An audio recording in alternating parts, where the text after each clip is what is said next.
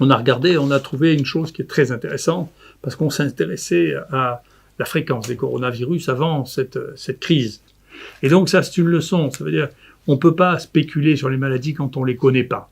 C'est-à-dire que ce sont les enfants qui font les coronavirus épidémiques. Oui, bien sûr, parce que, encore une fois, nous, on travaille beaucoup, on fait énormément de choses, énormément de tests, ce qui nous permet d'avoir des données.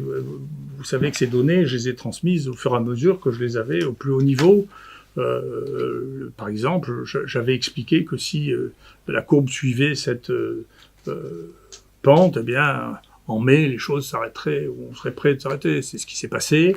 J'avais expliqué, d'ailleurs, mon collègue des fois-ci disait non, c'est pas vrai, on sait pas. Mais enfin, j'étais le seul à avoir des données, donc je savais bien, juste avant que l'Islande rapporte ces données, que chez les enfants, il y avait peu ou pas de cas.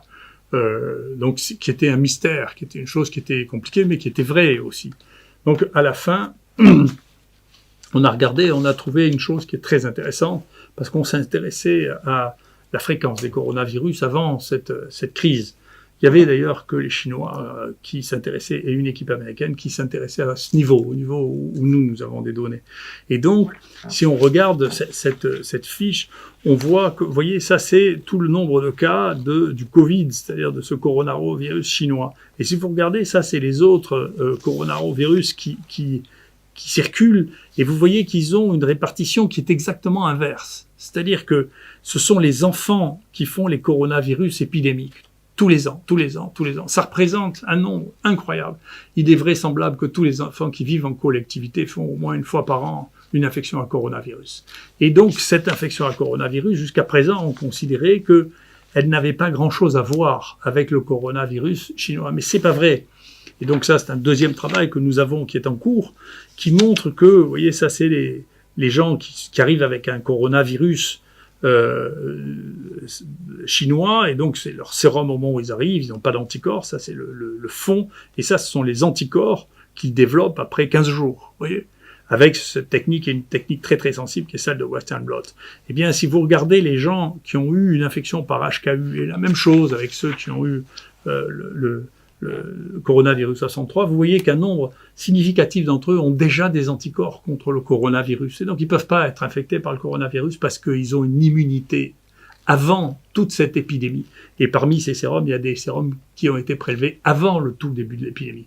Et ça a été trouvé par deux autres équipes, c'est pas nous qui avons trouvé ça en premier, qui ont publié l'un une technique ultra sensible de détection des anticorps, et les gens qui ont regardé les cellules dites mémoire pour regarder si les gens qui n'avaient jamais rencontré ce virus avaient déjà une réponse contre ça, et il y a entre 40 et 70% de la population qui était immunisée avant que l'épidémie commence. Et donc ça, c'est une leçon. Ça veut dire on ne peut pas spéculer sur les maladies quand on ne les connaît pas. Il faut d'abord apprendre à les connaître avant de prendre des grandes décisions. Et donc il faut laisser une part d'observation. Et c'est pour ça que les sites comme le nôtre jouent un rôle important, de mon point de vue. Il faut d'abord observer les choses, et on en tire des conclusions au fur et à mesure qu'on les observe. La deuxième chose, et ceci inclut le vaccin. Comment on peut réfléchir au vaccin si on ne sait pas quelle est l'immunité naturelle d'une population à ce virus?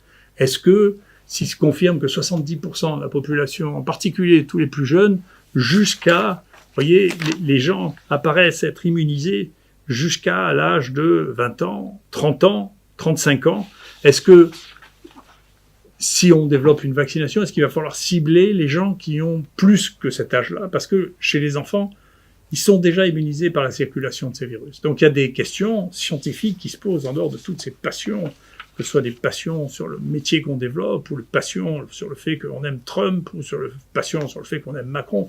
Tout ça est ridicule. Enfin, revenons aux choses sérieuses. La politique, c'est la politique. La science, c'est une autre chose. Il faut arrêter. Il faut dépassionner ce débat. Il faut revenir à la connaissance. Il faut accumuler de la connaissance. Nous, on est très fiers avec entre 250 et 300 personnels de soins, médecins ou pharmaciens, d'avoir accumulé des données colossales. Il faut que le pays se serve de ça, que le monde se serve de nos données, parce que personne n'a une série de cette nature avec autant de données que nous au monde. Et il faut arrêter de transformer ça en espèce de débat violent, stupide, avec des décisions à l'emporte-pièce. Il faut redevenir raisonnable, ce qui est très difficile dans ce monde.